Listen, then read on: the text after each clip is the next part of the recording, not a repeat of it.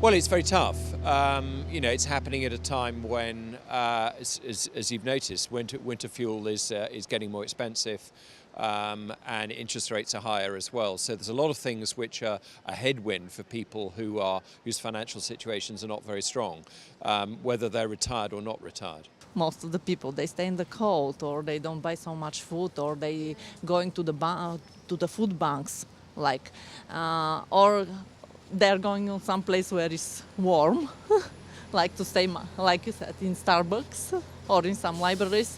This government has stopped giving people like me an allowance to help them keep warm in winter. That is a political decision, and one which I think is very cruel on thousands of old people who cannot afford even basic bills to keep warm. This is something I think this government should be ashamed of, because they never mentioned any such policy before the election.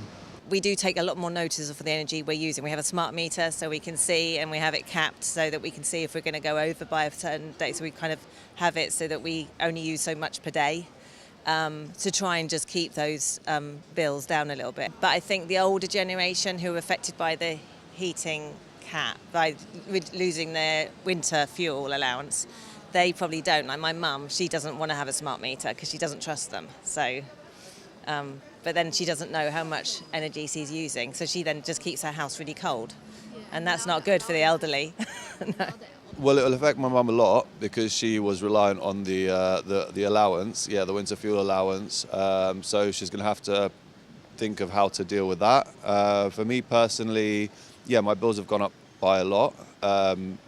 Sort of maybe £100 odd. So I'm paying something like over £100 a month at the moment, which has gone up from not maybe £50 a month or so. So there's definitely been a big rise.